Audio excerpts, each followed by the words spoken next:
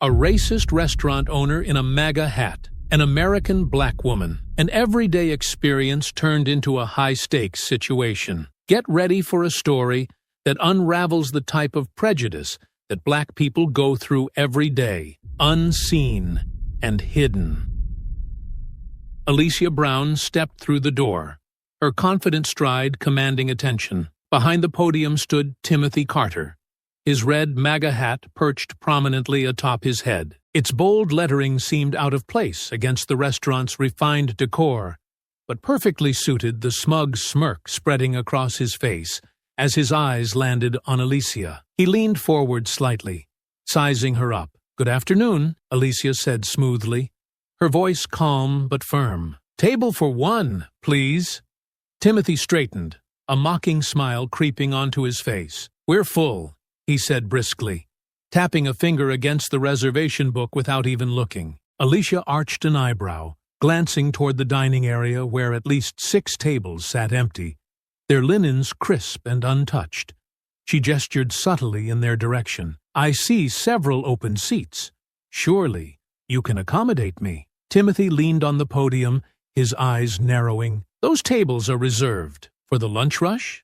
Alicia replied, her tone measured. "It seems quiet for that." Timothy's smirk deepened, his voice dropping to a cold drawl. "Look, lady, I don't think this is the kind of place for you. Maybe try somewhere more casual." Alicia stiffened but didn't flinch. The tension in the room thickened as a few patrons glanced her way, some avoiding eye contact entirely. "Excuse me?" she said, her voice low and deliberate. Timothy chuckled darkly, gesturing dismissively with one hand. "I said we're full.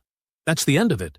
You people always push until it becomes a problem." The murmurs grew louder, the restaurant's ambiance giving way to an uncomfortable silence. Alicia met his gaze, her dark eyes steady and unwavering. "I have every right to dine here, and you know it," she said, her voice sharp with restrained anger. "Well, not today you don't," Timothy shot back, his words slicing through the air. Alicia remained rooted in place, her calm composure an anchor against the storm brewing at Carter's Steakhouse. Timothy's smug expression deepened under the glaring red of his MAGA hat, the bold slogan practically daring her to push back. "I don't see any reason why I can't be seated," Alicia said, her tone measured but firm. "Unless you're implying there's a reason beyond reservations and policy?" Timothy let out a low chuckle, folding his arms across his chest. "I don't owe you an explanation.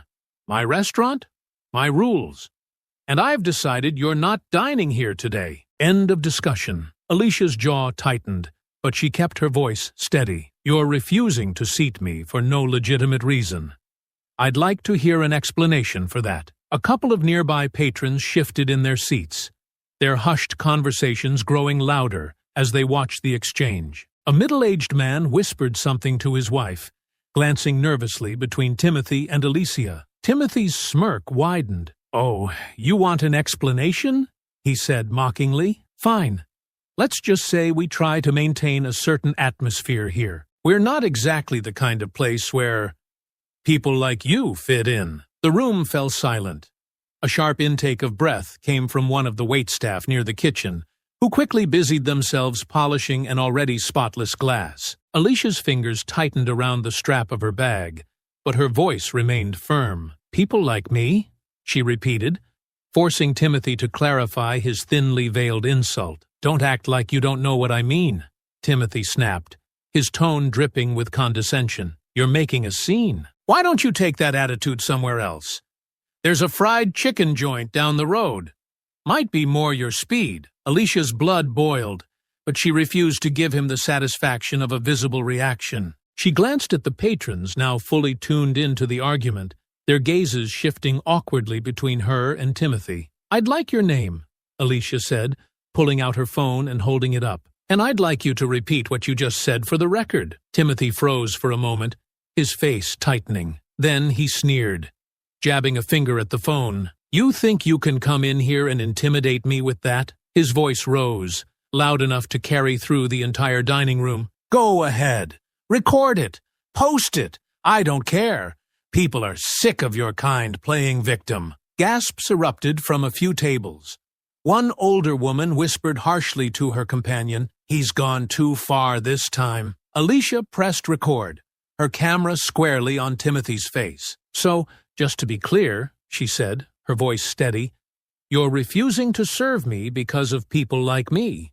Would you like to elaborate?" "You heard me," Timothy barked, his face reddening beneath the brim of his hat. "And if you don't leave right now, I'll have you thrown out." "Don't think I won't." Alicia's lips curled into a tight smile, her phone still recording. "Thrown out? For trying to eat in a restaurant? Or is there something else you'd like to add?" At that moment, the tension in the room became unbearable. A younger waiter hesitated near the podium, his eyes darting between Alicia and Timothy, unsure whether to intervene. Timothy's wife, Margaret, peeked out from the back office, her face pale as she took in the scene. "Get out!" Timothy bellowed, pointing toward the door. "I'm done wasting time on you.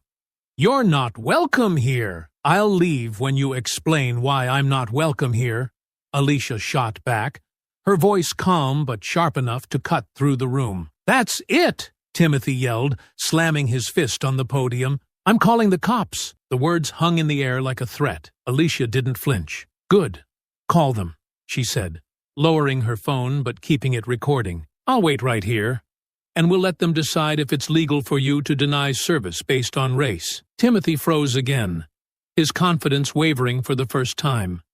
His eyes darted to the patrons, several of whom were now watching him with wide eyes, their unease palpable. "You want to play that game?" Timothy growled, his voice lower now. "Fine.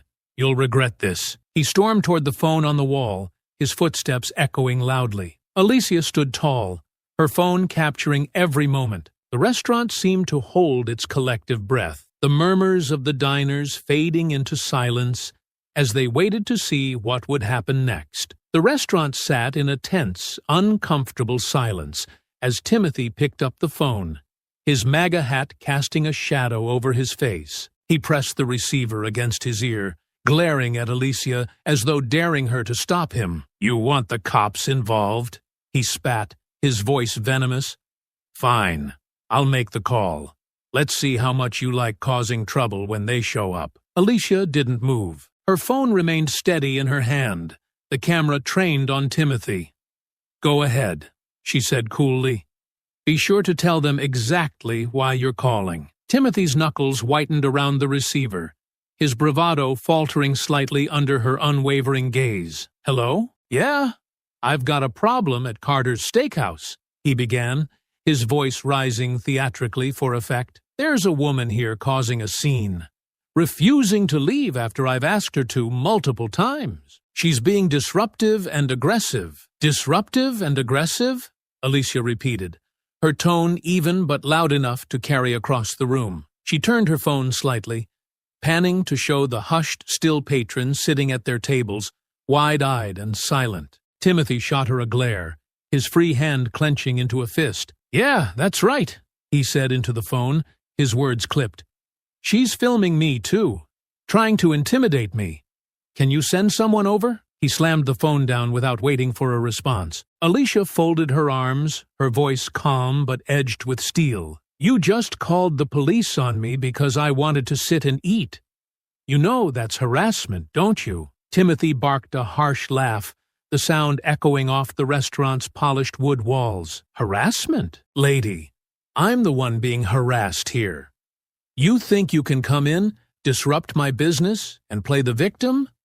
Not happening. You're refusing service to me because of my race," Alicia said, her voice cutting through the room like a blade, "and now you're trying to use law enforcement to intimidate me. That's not just harassment. It's illegal." Timothy's face turned an alarming shade of red.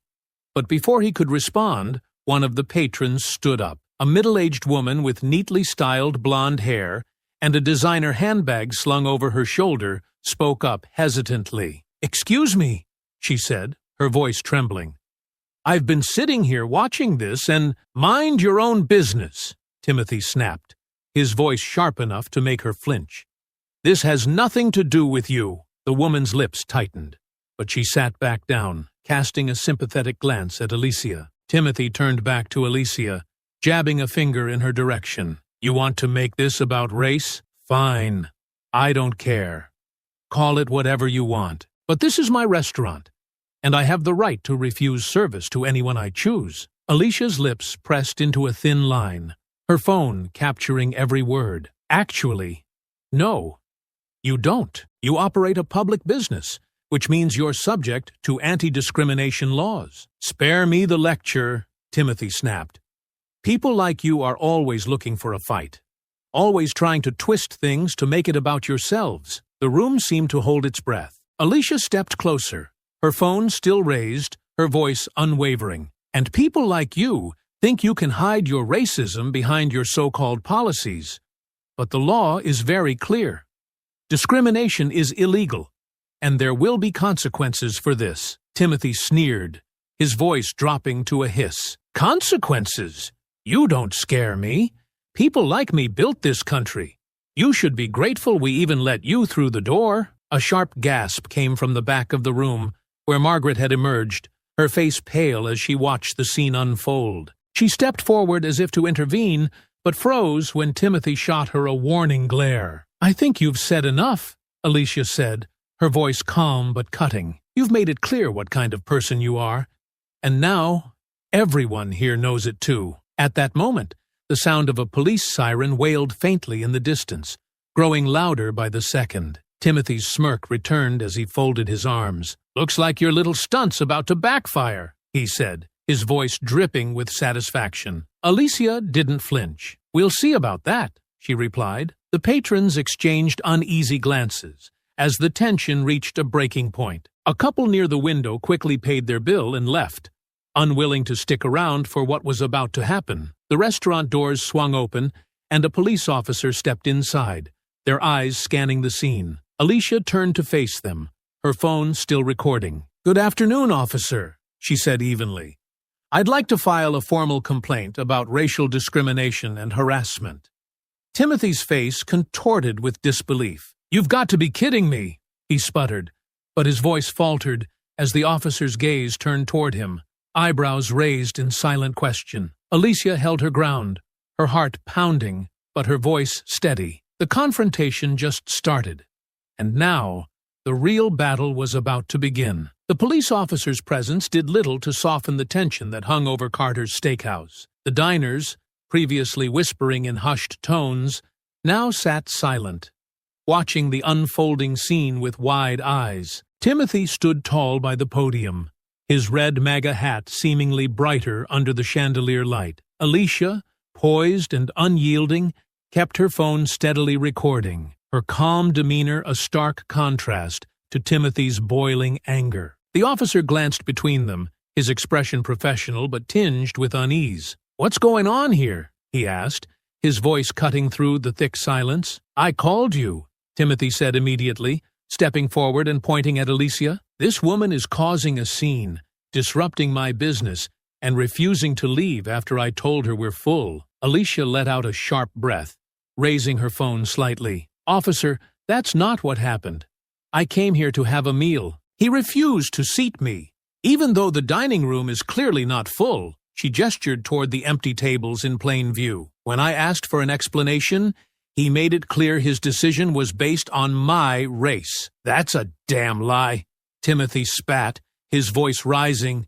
He jabbed a finger toward Alicia. She's twisting my words.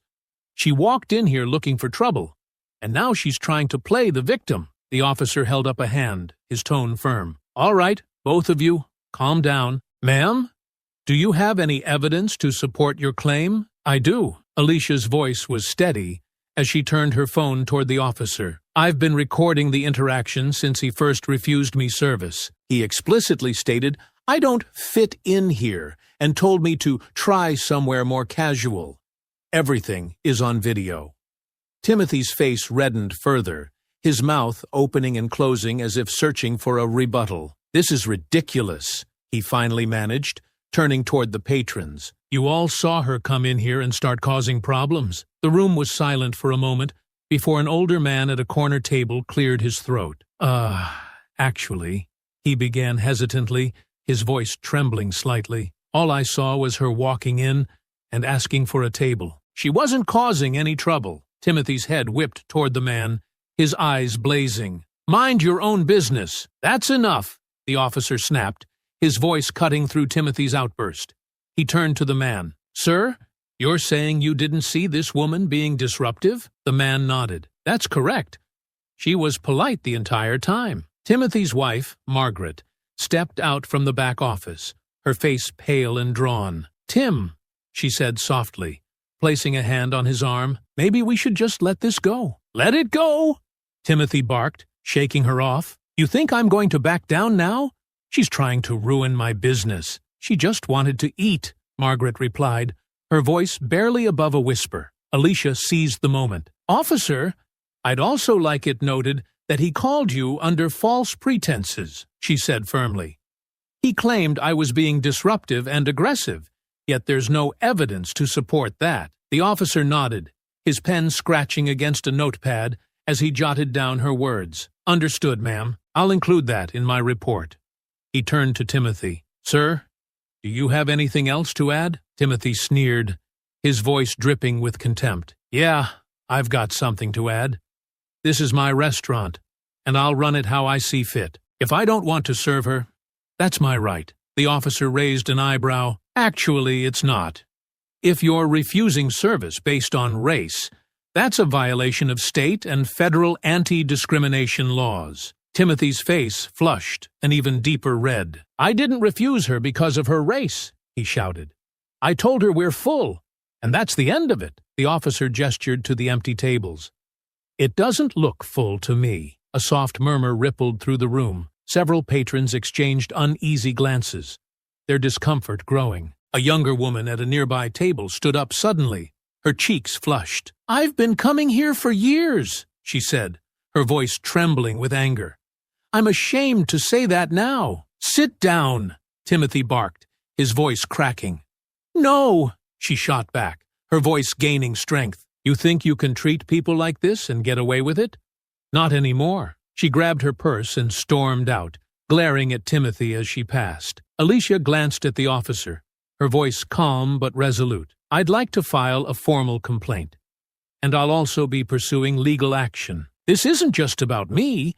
It's about holding people like him accountable. The officer nodded, handing her a card. Here's my contact information. You can follow up with me, and I'll include everything in my report. Timothy glared at Alicia, his fists clenched. You're going to regret this, he hissed. Alicia turned to face him fully, her voice sharp and unyielding. No, you are. As she walked toward the door, the restaurant seemed to exhale collectively. Some patrons avoided her gaze, while others nodded subtly in solidarity. Outside, Alicia stood by the patrol car, her phone still in hand as the officer took her statement. Timothy watched from the window, his face a mask of rage, as Margaret stood silently behind him, her expression unreadable. The seeds of justice were firmly planted, but the fight was far from over. Alicia finished giving her statement to the officer outside the restaurant. The late afternoon sun bathed the street in a golden glow, but the tension from Carter's steakhouse followed her out like a dark cloud. She tucked the officer's card into her purse and thanked him, her calm demeanor never wavering. As she turned to leave, the restaurant door slammed open behind her, making her flinch. Timothy stormed out, his face beet red beneath his glaring red MAGA hat. His movements were erratic, his anger boiling over. You think you can just walk away from this? Timothy barked, his voice loud enough to turn heads from passers-by. You think you can waltz in here, disrespect me in my own restaurant, and get away with it? Alicia stopped mid-step, turning slowly to face him. Her posture was composed, but her heart pounded. She had seen anger like this before, uncontrolled, blinding, and dangerous. Sir, I've said everything I needed to, Alicia replied, her voice firm but measured. I suggest you do the same before you make this situation worse for yourself. Worse for me? Timothy spat, stepping closer, his towering frame looming over her. His voice dropped to a threatening growl. You don't scare me, lady. I don't care about your videos, your complaints, or your so-called rights. People like you think you can bully people like me. But let me tell you something. You're in my town now.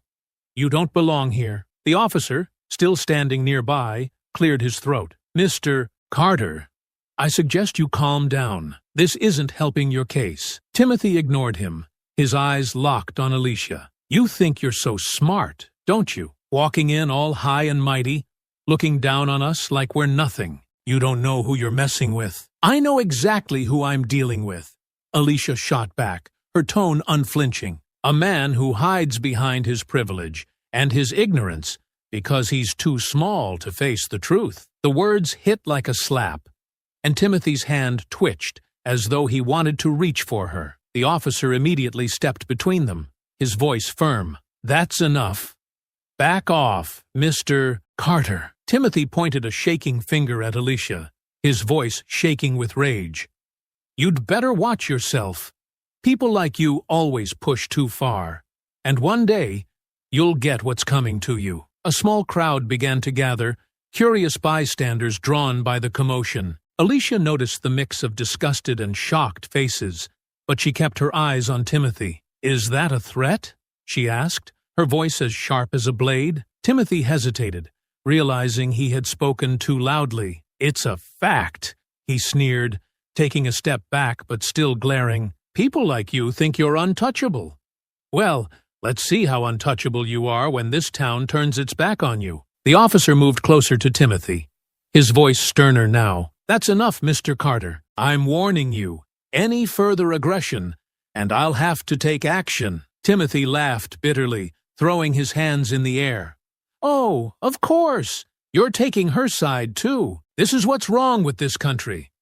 Catering to people like her while hard-working folks like me get trampled on." The crowd murmured louder now, some shaking their heads in disbelief. A young woman in workout clothes pulled out her phone, aiming it at Timothy. "Unbelievable," she muttered, her camera catching his every move. "You're digging your own grave," Alicia said calmly, her voice cutting through his rant. "And now, everyone here sees exactly who you are. You can't hide behind your restaurant, your money, or your slogans anymore." Timothy's fists clenched at his sides, his face twisting with impotent rage.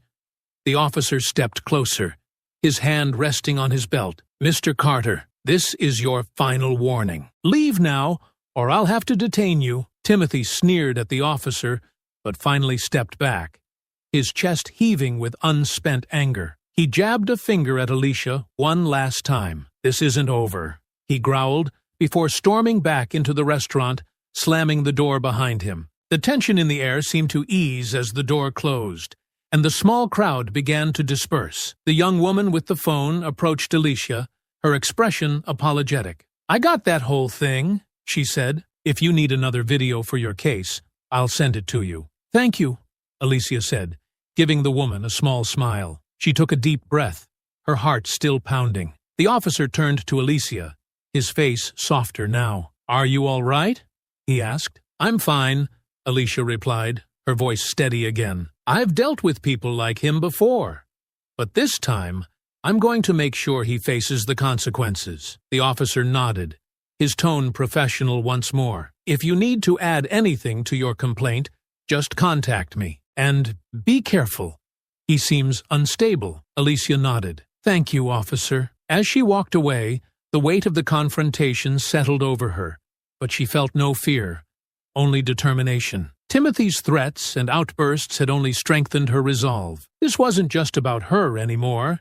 It was about standing up to people like him and ensuring justice was served. The next morning, Alicia sat in the quiet of Rachel Collins's office, sunlight streaming through tall windows onto a desk cluttered with legal textbooks and case files. Rachel, a sharp-eyed attorney known for taking on discrimination cases, leaned forward as she scrolled through the video on Alicia's phone.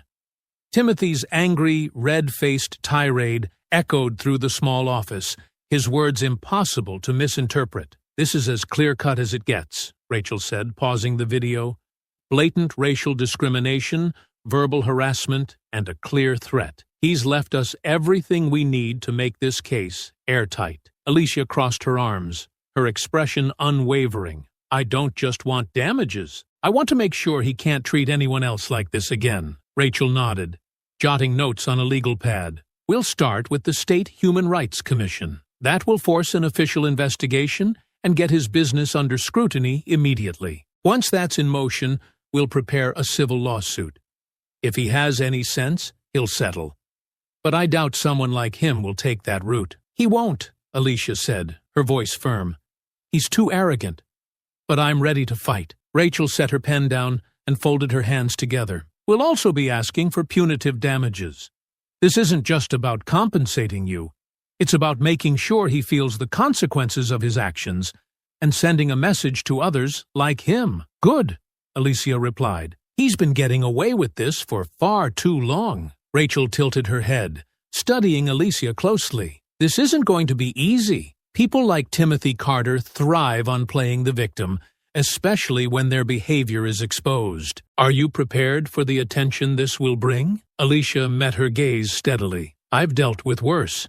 This isn't just about me anymore. It's about standing up for everyone who's ever been treated like they didn't belong. I won't back down, Rachel smiled faintly, sliding a document across the desk. Let's get started. Back at Carter's steakhouse, Timothy sat in his office, his knuckles white as he gripped the arms of his chair. The once proud restaurant felt like a prison now, its polished walls and luxurious decor unable to shield him from the growing storm outside. His laptop screen glowed with venomous comments, his business's reputation crumbling with every refresh. Racist establishment, one review read. The owner refuses service based on skin color. Boycott this place. Shut this place down, demanded another. The restaurant's phone rang endlessly, the sharp sound only adding to Timothy's boiling frustration. Each call was a complaint, a cancellation, or worse, a direct confrontation. His fists clenched as he slammed the laptop shut, muttering curses under his breath. Margaret stood in the doorway, her arms crossed, her face lined with exhaustion. Tim, this isn't going away. People are canceling reservations, and the staff is starting to ask if we'll even make payroll next month. Timothy turned to her, his face flushed with anger. You think I'm going to apologize? That I'm going to grovel to her and admit I did something wrong? Margaret took a step inside, her voice soft but firm. I think you need to start thinking about what's best for this business. For us, you don't have to admit anything. Just make a statement. Say something neutral, anything to calm people down. I'm not apologizing, Timothy snapped, his voice rising. She came in here looking for trouble, and now she's trying to ruin us. This is all on her. Margaret's lips tightened, but she didn't back down. Maybe you need to take a good look at yourself, Tim. You didn't have to humiliate her like that. You could have just treated her like any other customer. But you didn't, and now we're paying the price. I treated her exactly how she deserved to be treated, Timothy growled, slamming his fist on the desk. This is my restaurant, and no one tells me how to run it. Margaret shook her head slowly, her voice quieter now. You're too proud to see what's happening. You're digging our grave, Tim. Timothy turned back to the window, glaring at the protesters gathering outside. Their signs read, Racism has no place here, and justice for Alicia. Their chants echoed faintly through the thick glass, growing louder with every passing moment. Let them protest, Timothy muttered, his voice dripping with disdain. They'll get bored and move on. They always do. But deep down, Margaret knew better. She could see the writing on the wall, even if Timothy refused to. That evening, Alicia sat on her couch, her laptop open as messages poured into her inbox. The video had reached far beyond her social media, shared by local news outlets, activists, and even national platforms. The comments, though overwhelming, fueled her determination. Thank you for standing up, one person wrote. We need more people like you to fight back against this kind of hatred. I'm so sorry you went through this, said another. Stay strong. You're making a difference. Alicia scrolled through the messages, her resolve solidifying with every word. This wasn't just her fight anymore. It was a fight for every person who had ever been silenced, humiliated, or told they didn't belong. She closed her laptop and leaned back, her mind racing with the road ahead. Timothy Carter thought he could intimidate her, silence her, and walk away unscathed. But he was about to learn exactly what it meant to face the consequences of his actions. The protests outside Carter's steakhouse swelled with each passing day. What began as a handful of demonstrators had grown into a crowd that spilled onto the nearby sidewalks, their chants audible from blocks away. Signs painted with bold letters declared, "Racism ends here," and "Justice for Alicia," waving high above the heads of locals, activists, and curious onlookers who had gathered to see the commotion. Timothy stood at the window of his office, his jaw clenched as he watched the growing crowd. His restaurant's once pristine reputation was now in ruins. The lunch rush had dwindled to a trickle of die-hard loyalists, but even they looked over their shoulders nervously, wary of being associated with him. "Tim, you can't ignore this anymore." Margaret's voice broke the tense silence, her tone a mix of urgency and exhaustion. She stood in the doorway, her arms crossed tightly over her chest. "This isn't just bad PR. It's a disaster. We're hemorrhaging money." Timothy didn't turn away from the window. His fingers tapped a restless rhythm on the windowsill as he muttered, "I'm not giving in to them." "You're not giving in?" Margaret snapped, her voice rising. "You're not giving in, but you're also not doing anything." The phone won't stop ringing with complaints. The staff is panicking, and half our suppliers are threatening to cut ties. Timothy finally turned to face her, his expression hard. "So, what do you want me to do, Margaret? Crawl to that woman and beg her forgiveness? Admit I did something wrong when I didn't?" Margaret threw her hands up in frustration. "I want you to save what's left of this business before there's nothing left to save." Timothy's sneer deepened. "They'll get bored," he said, gesturing toward the protesters outside. "They always do. The media will find another story, and this will blow over." "Look outside," Margaret shot back, pointing toward the window. "Does that look like it's blowing over to you?" Timothy didn't answer. He turned back to the window, his fists tightening as he stared at the crowd. Alicia stood among the protesters, her phone in hand as she recorded the scene. The energy of the crowd buoyed her, their chants and raised voices a stark contrast to the isolation she had felt during her confrontation with Timothy. Now, she wasn't alone. She spotted Angela Martin, a local journalist, weaving through the crowd with a microphone in hand. Angela caught sight of Alicia and waved her over. "Alicia Brown?" she asked, her voice warm but professional. "That's me," Alicia replied, her voice steady. Angela gestured to her camera crew, who quickly adjusted their equipment. "Would you mind giving us a statement?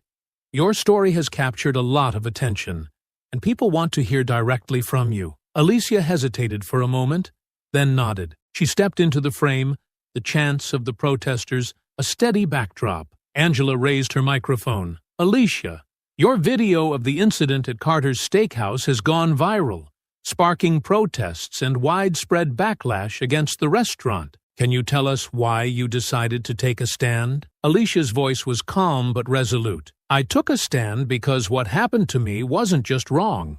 It was illegal. No one should be treated differently because of their race, especially in a place that claims to welcome the public. This fight isn't just about me. It's about holding people accountable and making sure that no one else has to go through what I did." Angela nodded, her expression thoughtful. "What do you hope to achieve with this fight?" "I want accountability," Alicia replied firmly. "Not just from Timothy Carter, but from everyone who enables this kind of behavior. And I want people to know that they have the right to stand up against discrimination, no matter where it happens." Angela smiled faintly, lowering her microphone. "Thank you, Alicia. Your courage is inspiring to a lot of people." As the interview wrapped up, Alicia felt a tap on her shoulder. She turned to see a young woman holding a sign that read, "Your fight is our fight." The woman's face was flushed, her voice trembling as she spoke. "Thank you for doing this," the woman said. "My mom went through something similar a few years ago, but she didn't have the strength to fight back. Seeing you stand up, it means a lot." Alicia smiled, her chest tightening with emotion. "Thank you," she said softly. It means a lot to hear that. The woman nodded and stepped back into the crowd, her sign held high. Alicia turned back to the restaurant, her gaze steady as she spotted Timothy's silhouette in the window. He was watching, but this time she didn't feel the weight of his anger. She felt her own strength, and the strength of everyone standing with her. That evening, Timothy sat alone in his office, the chants of the protesters still faintly audible through the walls. His hands trembled as he reached for his laptop and reopened the restaurant's social media page. The reviews and comments were relentless, a torrent of anger and disgust. "You're done, Carter," one comment read. "This isn't the 1960s. We don't tolerate this anymore. Apologize and step down," said another. "It's the only way to save yourself now." Timothy slammed the laptop shut, his chest heaving.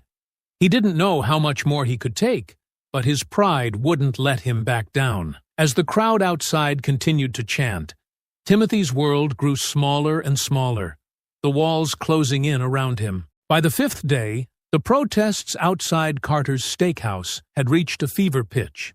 The crowd spilled into the street, their chants loud enough to drown out the sounds of passing cars. Signs bearing slogans like "Racism ends here" and "Justice for Alicia" waved above the heads of an increasingly energized group of demonstrators. News crews lined the sidewalks, capturing every moment as the standoff between Timothy Carter and the community unfolded. Inside the restaurant, Timothy's patience finally snapped.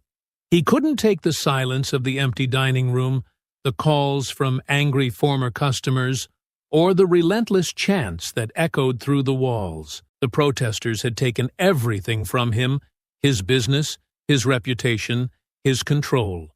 And now they were outside mocking him. "Enough!" Timothy growled, slamming his fist against the podium. Without a second thought, he stormed toward the front door, Margaret trailing behind him. "Tim, don't!" she called, her voice tinged with panic. "This isn't going to help." He ignored her, shoving the door open with such force that it banged against the brick wall outside. The crowd turned at the noise, their chants fading for a moment as they spotted him. His red MAGA hat gleamed in the fading sunlight, a beacon of defiance and rage. "You think this is funny?" Timothy roared, stepping forward. His voice cracked as he pointed an accusing finger at the protesters. "You think you can just stand out here, waving your signs, and destroy me? You're nothing but a bunch of freeloaders with too much time on your hands." The crowd erupted, their chants swelling again. "Shut it down! Shut it down!" they shouted in unison. Timothy's face reddened further. He stomped toward the nearest protester, a young man holding a sign that read, "Justice for Alicia." "You think you're a hero, huh?" Timothy snarled. "You don't know anything about me, about my business. You're just following the mob." The young man didn't back down, holding his phone steady as he recorded Timothy's tirade. "The whole world knows what you are," he replied, his voice calm but firm. "Oh, shut up!" Timothy snapped, his hand jerking forward as though he wanted to grab the phone. The young man flinched but didn't move, his eyes locked on Timothy's face. "Get back!" another protester shouted, stepping between Timothy and the young man. She was a middle-aged woman, her face set with determination. "You can't intimidate us." "I'm not trying to intimidate you," Timothy bellowed, his voice shaking. "I'm trying to save my business, my livelihood. But you people don't care about that. You just want to destroy everything I've worked for." "Destroying?" the woman shot back. "You're the one who humiliated a black woman in front of your entire restaurant. You're the one who made this mess." The crowd cheered in agreement, their chants rising once more. "Shut it down! Shut it down!" Timothy turned in a circle, his arms raised as if to quiet them. "You don't understand," he shouted, his voice cracking. "She came in here looking for trouble. She wanted this to happen. She wanted you to refuse her service?" the young man said incredulously, still holding his phone. "She wanted you to insult her, threaten her, and call the cops on her? That's what you think?" "You don't know what it's like," Timothy roared. "You don't know what it's like to work hard your whole life, to build something from nothing, only to have it torn apart by people who don't belong here." The crowd gasped, his words cutting through the air like a knife. A hush fell over the protesters for a moment, the weight of his statement sinking in. "Don't belong here?" someone shouted from the back of the crowd. "What the hell does that mean?" Another voice called out. Timothy realized his mistake too late. His mouth opened and closed, but no words came out. The crowd surged forward, their voices growing louder, angrier. "Racist!" someone shouted. "Apologize!" yelled another. Timothy backed up a step, his bravado faltering. "You don't understand," he said again, his voice cracking with desperation. "I didn't mean apologize," the crowd chanted. "Apologize! Apologize!" Margaret stepped out of the restaurant, grabbing Timothy's arm. "Tim, stop!" she hissed. "You're making it worse." Timothy yanked his arm away, turning to glare at her. "I'm not apologizing to these people," he snapped. "I didn't do anything wrong." The police officers stationed nearby stepped forward, their hands hovering near their belts. One of them raised a hand, trying to calm the crowd. "Everyone, let's keep this peaceful," he said, his voice carrying over the noise. The protesters pulled back slightly, their chants continuing but losing some of their intensity. Timothy, his chest heaving, glared at the crowd one last time before storming back into the restaurant. Margaret followed, her face pale with anger and frustration. Inside, Timothy slammed the door and leaned against it, his breaths coming in short, ragged gasps. "They don't get to win," he muttered, more to himself than to Margaret. "They don't get to ruin me." Margaret stared at him, her arms crossed tightly over her chest. "You've already ruined yourself, Tim," she said softly. In the days leading up to the court proceedings, Rachel's office became a war room. Files and documents were spread across the large conference table, each piece of evidence meticulously reviewed and catalogued. Alicia sat at the far end, her laptop open as she rewatched the videos for what felt like the 100th time. Every word Timothy had shouted, every venomous phrase, and every sneer was ingrained in her memory. Rachel paced the room, flipping through a legal pad as she outlined their strategy. "The videos are our strongest weapon," she said, glancing at Alicia. "They capture everything.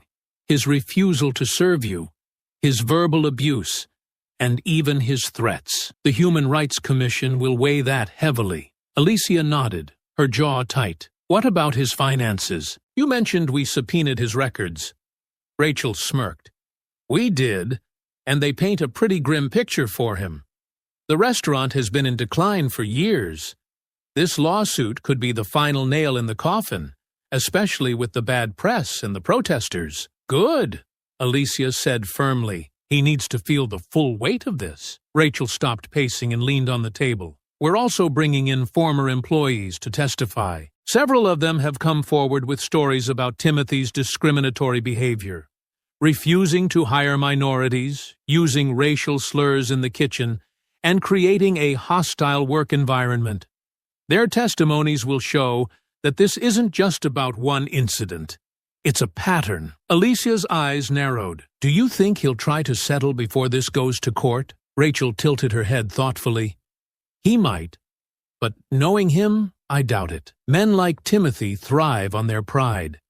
They'd rather burn everything to the ground than admit they were wrong. Then we'll be ready," Alicia said. Across town, Timothy sat in his office, glaring at his attorney. The man was younger, clean-cut, and visibly uncomfortable under Timothy's intense stare. "So, what are my options?" Timothy demanded, his voice sharp. The attorney cleared his throat, glancing down at his notes. "Mr. Carter, the evidence against you is overwhelming. The videos alone are damning, not to mention the witnesses who have come forward.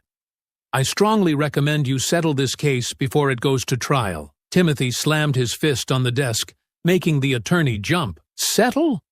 Are you kidding me? That would be admitting I did something wrong." "Mr. Carter, with all due respect, you did do something wrong," the attorney replied cautiously. "You refused service to a customer based on her race.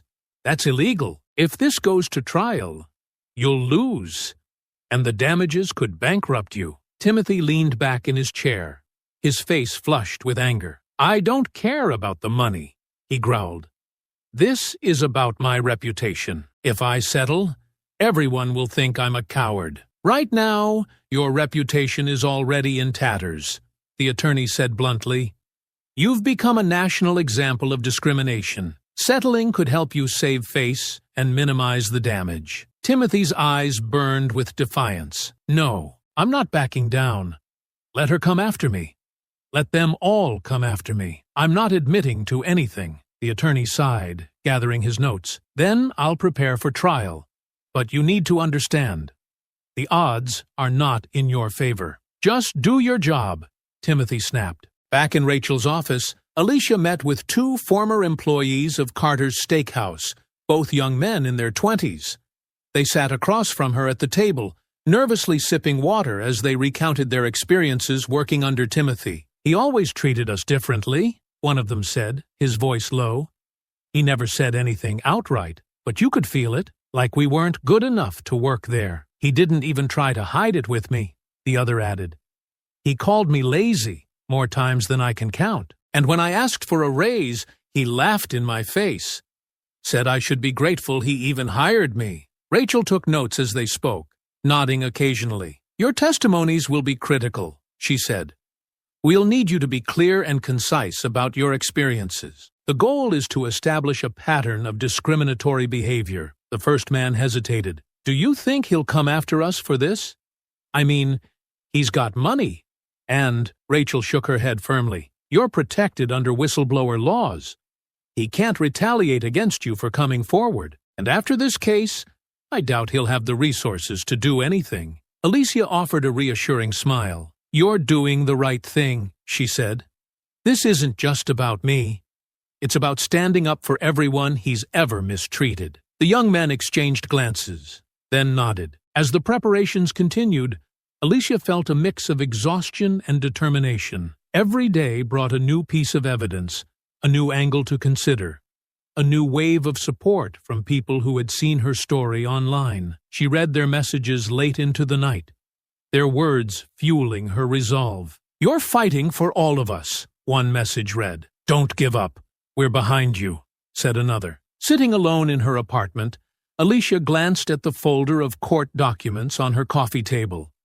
The fight had already taken so much out of her, but giving up was never an option. Timothy Carter thought he could intimidate her into silence, but he was about to learn the power of persistence and truth. The courtroom buzzed with quiet anticipation as people filed in, taking their seats on the wooden benches. Reporters lined the back row, their notepads and cameras ready to capture every detail.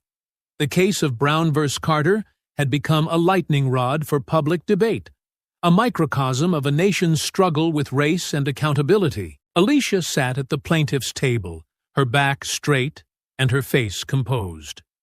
Rachel Collins sat beside her, shuffling through papers with calm precision. Across the room, Timothy Carter slouched in his chair, his jaw tight. His lawyer, a young man with a neatly pressed suit, whispered something to him. But Timothy waved him off, his glare fixed on Alicia. "All rise," the bailiff called, his voice ringing through the room. The judge, an older man with a stern face and a commanding presence, entered and took his seat. "You may be seated," he said, his voice measured. Rachel stood first, her heels clicking softly against the floor as she approached the jury. "Ladies and gentlemen," she began, her tone clear and deliberate, "this case is about accountability. It's about standing up to discrimination and holding those in power responsible for their actions." She gestured toward Alicia. "My client, Alicia Brown, walked into Carter's Steakhouse on an ordinary day, expecting to be treated like any other customer. Instead, she was met with hostility, humiliation, and outright discrimination. Mr. Carter refused to serve her, not because of her behavior or any legitimate reason, but because of the color of her skin." Rachel paused, letting her words hang in the air. This wasn't just an isolated incident. This was a violation of the law, and a violation of basic human decency. And today, we're here to ensure that justice is served. As she returned to her seat, Timothy's lawyer stood, buttoning his suit jacket as he approached the jury. "Ladies and gentlemen," he began, his tone measured but defensive. "My client, Timothy Carter, is a small business owner who has dedicated his life to building a successful restaurant. He's a hard-working man who made a judgment call, one that's been unfairly twisted into something it's not." He gestured toward Alicia. "Ms. Brown is claiming discrimination. But let's not forget, my client has the right to refuse service to anyone for any reason. This case is nothing more than an attempt to destroy a man's livelihood over a misunderstanding." Alicia's hands tightened in her lap, her nails digging into her palms. Timothy's lawyer returned to his seat, casting a smug glance in her direction. The first witness was called to the stand, a former employee of Carter's Steakhouse. The young man fidgeted nervously, his hands clasped tightly as he faced the courtroom. "Please state your name for the record," Rachel said, her voice calm and reassuring. "Darren Williams," the young man replied, his voice trembling slightly. "Darren, can you tell the court about your experience working for Mr. Carter?" Darren swallowed hard before answering. "I worked at Carter's Steakhouse for about a year. During that time, I saw Mr. Carter treat certain employees and customers differently because of their race." Timothy shifted in his seat, his face darkening as he muttered something to his lawyer. Rachel nodded. "Can you give us an example?" "There was a time when a black couple came in for dinner," Darren began, his voice growing steadier. "Mr. Carter told me to seat them somewhere out of sight. He said they weren't the kind of customers he wanted his regulars to see." The courtroom murmured softly, the jury exchanging glances. Timothy's lawyer stood abruptly. "Objection, Your Honor. This is hearsay." The judge raised an eyebrow. "Overruled. The witness is recounting a direct instruction from the defendant." Rachel continued. "Darren, did you ever hear Mr. Carter use racially charged language?" Darren hesitated, glancing nervously at Timothy before nodding. "Yes, he called me lazy once and said I was lucky to have a job. And he used slurs in the kitchen when he thought no one could hear." A sharp intake of breath rippled through the courtroom. Alicia's jaw tightened, but she kept her gaze fixed on Darren, willing him to continue. "Thank you, Darren," Rachel said, her voice steady. "No further questions." Timothy's lawyer approached the stand, his tone sharp. "Darren, you said you worked at Carter's Steakhouse for a year. Why didn't you quit if you were so unhappy?" Darren shifted uncomfortably. "I needed the job. It was hard to find work." "Or maybe," the lawyer said, leaning closer, "you're exaggerating because you've got a grudge against my client. Isn't it true that you were fired for being late?" Darren flushed, his voice rising. "I was late once, and I apologized." "Once?" the lawyer interrupted. "Or multiple times?" Rachel stood quickly. "Objection. Badgering the witness." "Sustained," the judge said. Timothy's lawyer smirked but stepped back. No further questions. As Darren stepped down, Rachel called Alicia to the stand. The room fell silent as she walked forward, her movements deliberate and confident. Once sworn in, Rachel began her questioning. "Alicia, can you describe what happened when you walked into Carter's Steakhouse that day?" Alicia recounted the events in vivid detail. The cold reception, Timothy's refusal to seat her, and his venomous words. Her voice was steady, but the emotion in her words was unmistakable. "He said I didn't belong there," she concluded, her voice firm. "Not because of anything I did, but because of who I am." The courtroom was silent as Alicia's words settled over the room, her voice steady, despite the emotional weight of her testimony. She sat upright in the witness chair, her hands folded in her lap, her expression calm but resolute. The jury's eyes were fixed on her, some leaning forward as if trying to catch every detail of her story. Rachel stepped closer to the witness stand, her tone gentle yet firm. "Alicia, when Mr. Carter told you that you didn't belong there, how did that make you feel?" Alicia hesitated, her eyes flickering to the jury before settling back on Rachel. "It was humiliating," she said, her voice clear but tinged with emotion. "I felt small, like I didn't matter, like I wasn't worthy of being treated with basic respect. It wasn't just about being denied a seat.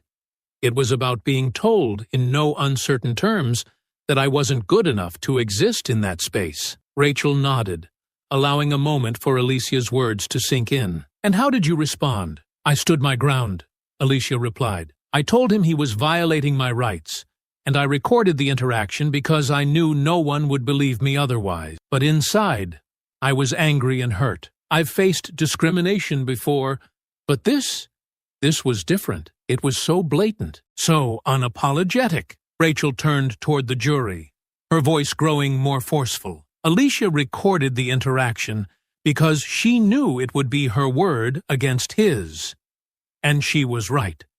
Without that recording, Mr. Carter would have been free to deny what he said, to twist the narrative. But the evidence speaks for itself. Rachel paused, letting her words resonate before continuing. "Alicia, why did you decide to pursue legal action against Mr. Carter?" Alicia's gaze didn't waver. "Because this isn't just about me. It's about everyone who's ever been made to feel less than, who's ever been told they don't belong because of the color of their skin. If I don't stand up to people like him, who will?" The silence in the courtroom was broken only by the faint scratching of pens as reporters jotted down her words. Rachel nodded, her expression one of quiet pride. "Thank you, Alicia. No further questions." As Rachel returned to her seat, Timothy's lawyer stood, buttoning his jacket as he approached the witness stand. "Ms. Brown," he began, his tone sharp and calculating, "you've painted my client as some kind of villain. But isn't it true that you could have left quietly that day, instead of escalating the situation?" Alicia raised an eyebrow, her posture unchanging. "I could have left," she admitted. "But why should I have to? Why should I be forced to leave a public establishment because the owner decided I wasn't good enough to be there?" Timothy's lawyer smirked, pacing in front of the jury. "So, you stayed to prove a point?" "I stayed because I have a right to exist in the same spaces as anyone else," Alicia replied firmly. The lawyer turned, his expression hardening. "And isn't it true that you were recording the interaction to provoke a reaction from my client?" "I recorded the interaction to protect myself," Alicia shot back, "because I knew there would be people like you who would try to twist the truth." The lawyer's smirk faltered for a moment before he pressed on. "You claim that my client's words hurt you deeply. But isn't it also true that you've used this situation to gain attention for yourself? Your video has gone viral, after all." Alicia's expression didn't change. "I didn't ask for any of this. I would have preferred to have my meal in peace, like anyone else. The attention this has brought wasn't my goal, but if it helps shine a light on discrimination, then so be it." The lawyer narrowed his eyes, his voice growing sharper. "You've painted yourself as a victim. But isn't it possible that my client simply made a mistake? That his refusal to serve you had nothing to do with your race?" Alicia leaned forward slightly, her voice calm but cutting. "A mistake? He told me I didn't belong there. He told me to try somewhere more casual. And when I refused to leave, he called the police and threatened me. Does that sound like a mistake to you?" The lawyer faltered, his face tightening as he glanced toward Timothy, who sat rigidly at the defense table. The courtroom was silent, all eyes on Alicia as her words hung in the air. "No further questions," the lawyer said finally, his voice stiff. As Alicia stepped down from the witness stand, the atmosphere in the courtroom shifted. The jurors exchanged glances, their expressions thoughtful. The weight of her testimony lingered, her words painting a vivid picture of the humiliation and injustice she had endured. Rachel gave Alicia a reassuring nod as she returned to her seat, but Alicia barely noticed. Her heart was pounding, her hands slightly trembling as she folded them in her lap. She had spoken her truth, and now it was up to the jury to decide if justice would be served. Across the room, Timothy's face was a mask of anger and frustration. He leaned toward his lawyer, whispering furiously, but his words were drowned out by the quiet murmurs of the crowd. For the first time, it was clear that his confidence was cracking, the realization of his vulnerability sinking in. The trial was far from over, but Alicia could feel the tide beginning to turn. The atmosphere in the courtroom grew heavier as the trial moved into its second day. Timothy Carter sat at the defendant's table, his shoulders stiff and his face contorted with frustration. His lawyer, looking equally tense, shuffled through notes and whispered hurried advice. Across the room, Alicia sat with Rachel, her posture composed but her eyes reflecting the strain of the proceedings. Rachel stood, her presence commanding as she addressed the court. "Your Honor,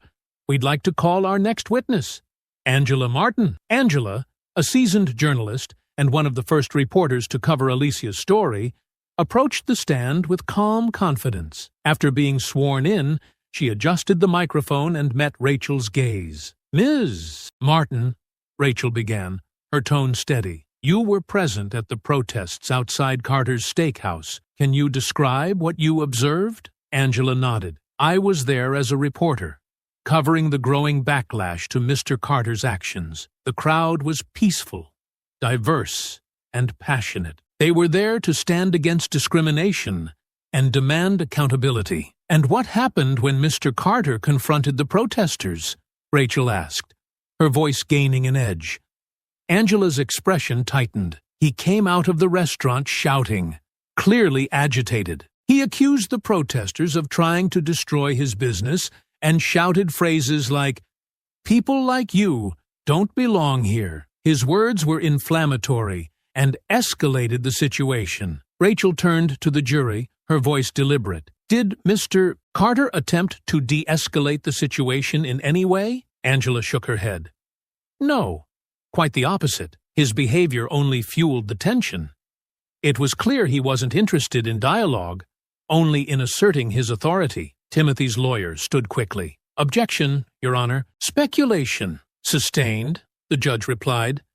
"Ms. Martin, please stick to what you observed." Rachel nodded and continued. "Ms. Martin, did you record Mr. Carter's actions during the protest?" "Yes, I did," Angela replied, her voice firm. "Your Honor, I'd like to submit this video as evidence," Rachel said, holding up a flash drive.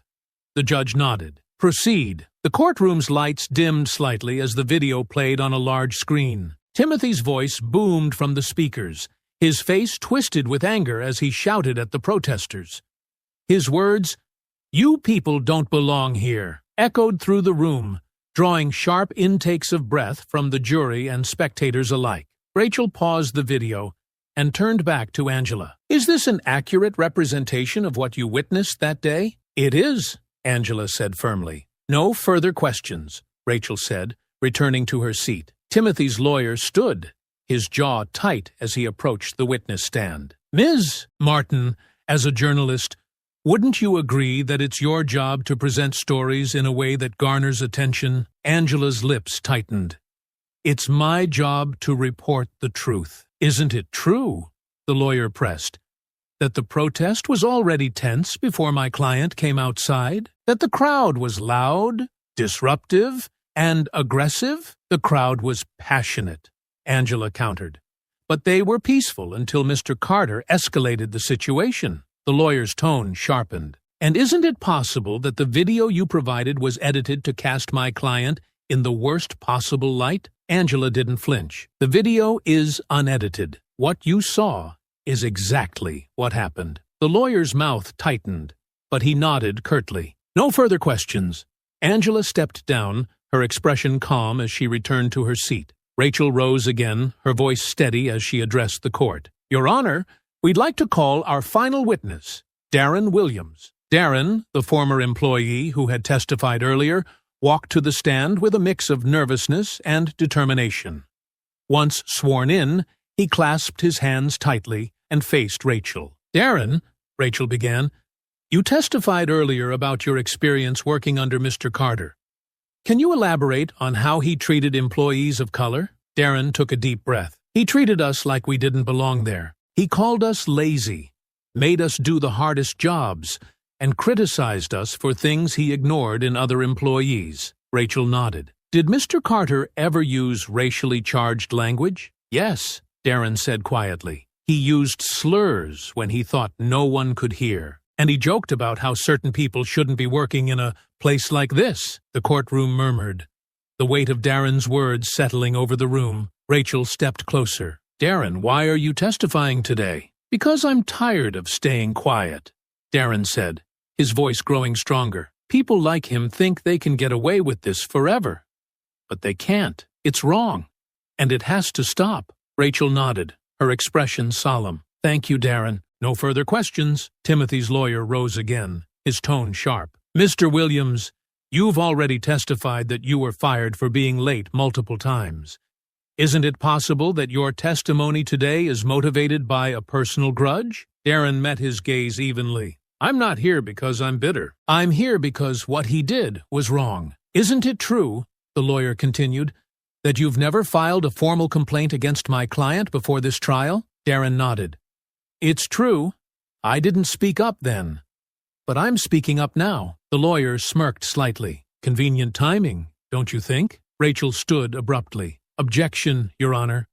"Argumentative. Sustained," the judge said, casting a warning glance at the defense table. The lawyer stepped back. No further questions. As Darren left the stand, Alicia felt a wave of quiet pride. The testimonies were building a damning case, and the courtroom was beginning to see Timothy Carter for who he truly was. The final day of the trial brought an air of palpable tension to the courtroom. The seats were filled to capacity, and the reporters in the back row scribbled furiously in their notepads. Alicia sat at the plaintiff's table, her hands resting calmly on her lap, though the steady rhythm of her breath betrayed her nerves. Timothy sat opposite her, his shoulders hunched and his face drawn. He looked smaller than he had at the start of the trial, his confidence chipped away by days of damning testimony. The judge looked over his glasses at the courtroom. "Counselors, are we ready for closing arguments?" Rachel stood, smoothing her jacket as she approached the jury box. Her voice was measured, but carried an unmistakable intensity. "Ladies and gentlemen of the jury, you've heard the testimony. You've seen the evidence. This case is about more than one incident of discrimination. It's about accountability, fairness, and the courage to stand up against injustice." She gestured toward Alicia. "My client didn't ask for this fight.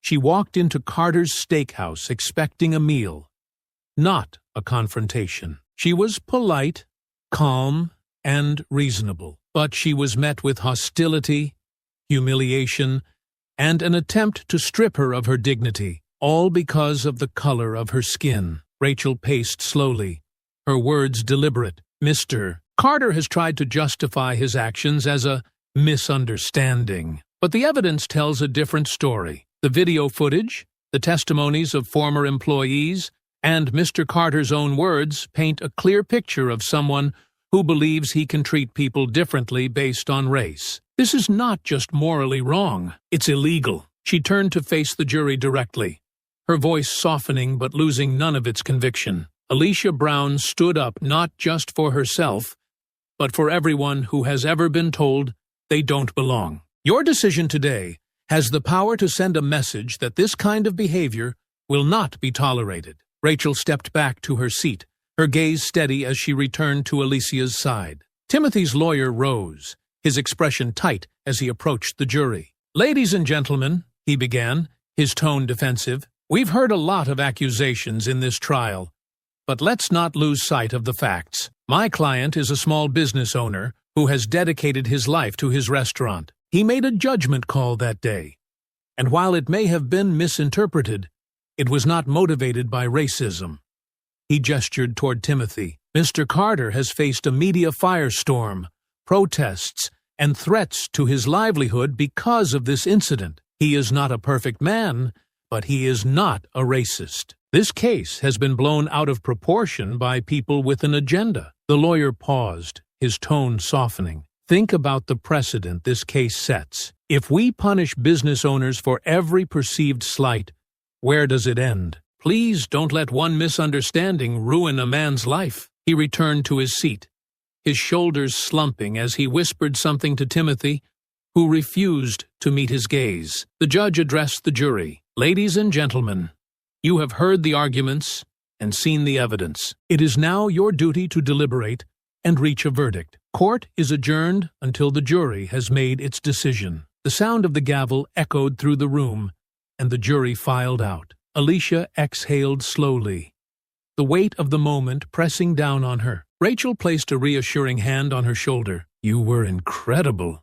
Rachel said softly. "Now we wait." The wait felt interminable. Hours stretched on as Alicia paced the courthouse hallway, her heart pounding with every passing second. Timothy sat at the other end of the hall, glaring at the floor, his lawyer whispering in his ear. Finally, the bailiff emerged, his expression unreadable. "The jury has reached a verdict," he announced. Everyone filed back into the courtroom, the air thick with anticipation. Alicia's stomach churned as she took her seat, her hands gripping the edge of the table. The jury foreman stood, holding a piece of paper in his hands. He cleared his throat, his voice steady as he spoke. "In the matter of Brown versus Carter, we find the defendant, Timothy Carter, guilty of racial discrimination and harassment." The words rang through the courtroom like a bell. Alicia felt a surge of relief and vindication, her eyes welling with tears as Rachel gave her a firm nod. The judge continued, "The jury has also determined that punitive damages are warranted and implement mandatory anti-discrimination training at his establishment." A murmur rippled through the courtroom as Timothy slumped in his seat, his face pale and his hands trembling. Margaret, who had sat silently behind him throughout the trial, lowered her head, her expression unreadable. The judge banged his gavel. "Court is adjourned." Alicia stood, her knees slightly weak, but her spirit soaring. Supporters in the gallery clapped softly, and Rachel leaned in close. "You did it," she said quietly. "We did it." Timothy stormed out of the courtroom without a word, his lawyer trailing behind him. Alicia watched him go, the sight of his retreating figure a stark reminder of the fight she had endured. As she stepped outside, the crowd of supporters erupted into cheers. The sun was shining, and for the first time in weeks, Alicia felt the weight on her shoulders lift. She raised her hand in a small wave, the noise of the crowd washing over her like a balm. This wasn't just her victory. It was a victory for everyone who believed in justice. The courthouse steps buzzed with energy as Alicia emerged into the sunlight, the crisp air filled with cheers and chants. Supporters crowded the plaza, waving signs that read, "Justice for Alicia," and "Racism has no place here." A sea of reporters swarmed forward, their cameras and microphones jostling for position as they tried to capture the moment. Alicia paused at the top of the steps, taking a deep breath. For weeks, she had carried the weight of this case, fighting for her dignity and for a broader principle. Now, standing in the light of victory, she felt a mix of relief and determination. Rachel stood beside her, leaning in to whisper, "This is your moment, Alicia. Speak from the heart." Alicia nodded and stepped forward, raising her hand to quiet the crowd. "Today's verdict is not just a victory for me. It's a victory for everyone who has ever been told they don't belong," she began, her voice steady and clear. "It's proof that standing up to injustice, no matter how daunting it may seem, can lead to real change." The crowd erupted into applause, their cheers echoing down the city streets. Alicia glanced at the rows of supporters, many of whom had stood with her throughout the trial, holding signs and chanting for justice. "This fight was never just about me," Alicia continued, her voice growing stronger. "It's about every person who has ever been silenced, who has ever been made to feel less than, who has ever been told they don't have a place. Discrimination has no place in our communities, in our businesses, or in our country. And today, we've sent a message. That behavior will not be tolerated." Tears welled in Alicia's eyes as the crowd roared their approval. She stepped back, allowing Rachel to guide her down the steps. The crowd surged forward, supporters reaching out to shake her hand, offer hugs, and express their gratitude. A young woman approached, clutching a sign that read, "Your fight is our fight." She hesitated for a moment before speaking, her voice trembling. "Thank you," she said softly. "What you did today, it gives people like me hope. My family's been through so much. Seeing you win means everything." Alicia's heart swelled with emotion. She placed a hand on the woman's shoulder and smiled warmly. "Thank you for being here," she said. "This fight isn't over, but we've taken a big step forward." The woman nodded, tears brimming in her eyes as she stepped back into the crowd. Alicia turned to Rachel, who gave her a small nod of approval. Across town, the mood inside Carter's Steakhouse was somber and oppressive. The once bustling restaurant was dark and empty, its chairs stacked neatly on tables and its polished bar untouched. Timothy Carter stood behind the counter, his hands gripping the edge of the bar as he stared at the empty dining room. The verdict had been a public humiliation, but the financial fallout was even worse. Customers had abandoned the restaurant in droves, suppliers had severed their contracts, and the bank had frozen his accounts. The business he had spent decades building was unraveling before his eyes. Margaret entered quietly, carrying a clipboard and a stack of invoices. She set them on the bar with a sigh. "The bank called again," she said, her voice tinged with weariness. "They've officially pulled the loan. And the suppliers, they're done with us. We're out of options." Timothy didn't respond. His gaze remained fixed on the bar, his jaw clenched and his knuckles white. "You have to face it, Tim," Margaret continued, her tone softening. "It's over. The restaurant isn't coming back from this." Timothy's voice was a low growl. "It's not fair," he muttered. "She ruined everything. She turned everyone against me." Margaret's patience finally snapped. "No, Tim. You did this to yourself," she said, her voice rising. "You refused her service. You humiliated her. And instead of apologizing, you doubled down on your arrogance and hatred. She didn't make you say those things. She didn't make you shout at those protesters. Those were your choices, and now you're paying the price." Timothy glared at her, but he couldn't muster a response. He turned away, his shoulders sagging under the weight of her words. Margaret took a deep breath, her tone softening once more. "You're losing everything, Tim. The restaurant, the respect of this community, and maybe even me. But this isn't just about what you've lost. It's about what you could have saved if you'd only swallowed your pride." Timothy didn't reply. He simply stared out the window at the darkened street, his reflection a ghost of the man he used to be. Back at her apartment, Alicia sat on her couch, the quiet a welcome contrast to the chaos of the courthouse. She set her bag down and leaned back, letting out a long breath. For the first time in weeks, the tension in her chest began to ease. Her phone buzzed on the coffee table, lighting up with a flood of messages. She picked it up and scrolled through them, her heart swelling as she read words of encouragement and congratulations. "You're an inspiration, Alicia. Thank you for standing up for what's right. This is a win for all of us.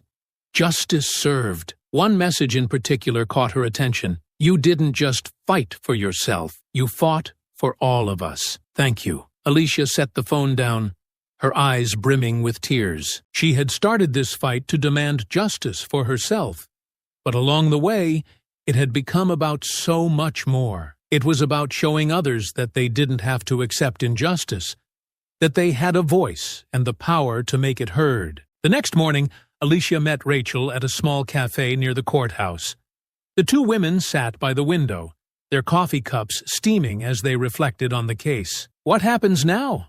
Alicia asked, stirring her drink thoughtfully. "Well," Rachel began, leaning back in her chair, "Carter's Steakhouse will be under mandatory anti-discrimination oversight. Not that it'll matter much.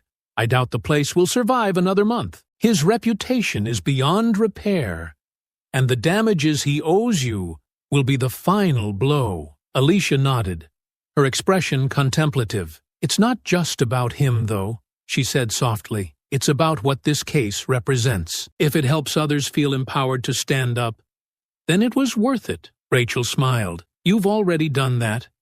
You've shown people that fighting back can lead to real change. You've made a difference, Alicia." Alicia returned the smile, lifting her cup in a small toast. "To making a difference." Rachel clinked her cup against Alicia's. "And to holding people accountable." In the weeks that followed, the impact of the trial rippled outward. Local businesses began reevaluating their policies, ensuring they were in compliance with anti-discrimination laws. Community organizations used the case as a rallying cry, pushing for broader protections against racial bias. Alicia found herself at the center of a movement, invited to speak at events and panels where her story inspired others to take a stand. She spoke with a quiet strength, sharing her journey not as a victim, but as someone who had refused to be silenced. One evening, after a particularly moving event, Alicia stood on the steps of the community center, gazing out at the city lights. The fight had taken so much out of her, but it had also given her something invaluable: a sense of purpose, a platform to create change. Taking a deep breath, she whispered to herself, "This is just the beginning." I hope you enjoyed that powerful story. I've picked out 2 stories for you that I think you would love. Have a great day.